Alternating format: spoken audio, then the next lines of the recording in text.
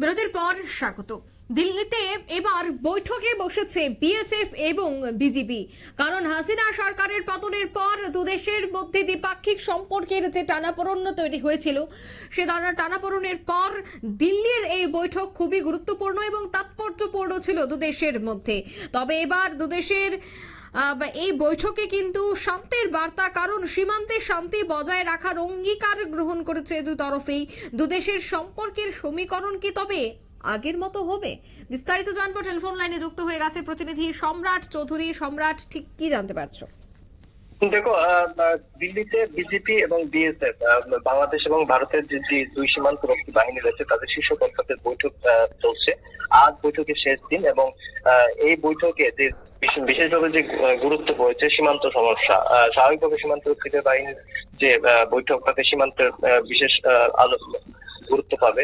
এই জায়গায় কিন্তু সীমান্তে কাঁটাতারের বেড়া এবং বিএসএফ বিজেপির তরফে নানা সময়ে হামলা, উচ্ছুতি এবং উস্কানির কিন্তু অভিযোগ এবার সরাসরি তুলেছেন বিএসএফ কর্তারা কিন্তু বিজেপি কর্তাদের সামনে এই বৈঠকে কিন্তু তাদের জওয়ানদের বিরুদ্ধে সাফ অভিযোগ তুলেছেন যে সীমান্ত এলাকায় যে ধরনের সংঘর্ষের ঘটনা ঘটছে তাতে কিন্তু বিজেপির তরফে নানা রকম ভাবে উস্কানি দেওয়া হচ্ছে।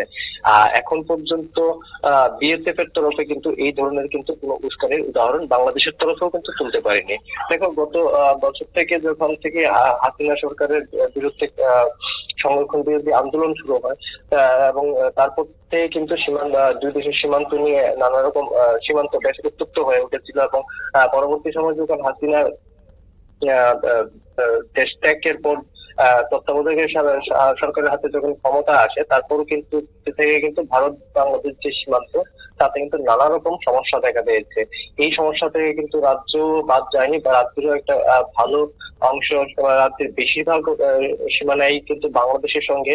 তো এই জায়গায় আমরা কিছুদিন আগে দেখলাম যে কৈলাসহরেও একটি বাঁধ নির্মাণ করতে চাইছিল বাংলাদেশ সরকার। পরবর্তী সময় বিএসএফ এর বাধায় সেই বাঁধ নির্মাণ এবং রাস্তা নির্মাণের কাজ বন্ধ হয়।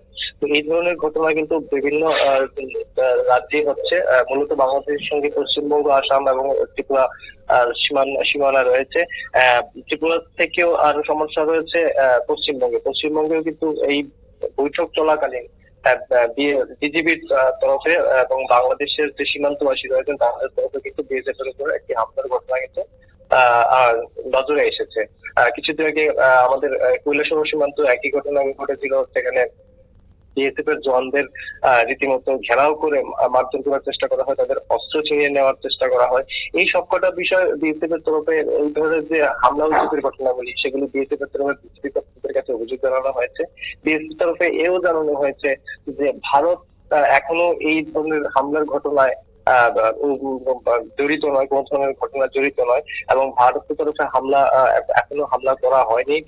এই ধরনের কোনো মানসিকতায় বিএসএফ রাখে না। বিএসএফ বরাবর শান্তি সম্পদ সীমান্ত রক্ষায় বিশ্বাস করে এবং একই রকম ভাবে কিন্তু এইবারও কিন্তু বিএসএফ এর তরফে বিজেপির কাছ থেকে সীমান্ত এলাকার যে নানা রকম সমস্যাগুলি রয়েছে সেসব বিষয়ে কিন্তু সমন্বয়ের একটা আহ্বান রাখা হয়েছে।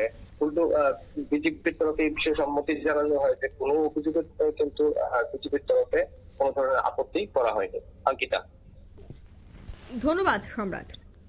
অর্থাৎ দুদেশের সম্পর্কের সমীকরণ কি আগের মতো হবে এই প্রশ্নে উঠছে, কারণ দুদেশের যারা প্রতিনিধিরা বৈঠক করেছে, বিশেষ করে বিএসএফ এবং বিজিবি, সেই বৈঠকের পর কিন্তু দুদেশেই চাইছে যে শান্তি যেন বজায় থাকে সীমান্তবর্তী এলাকায়।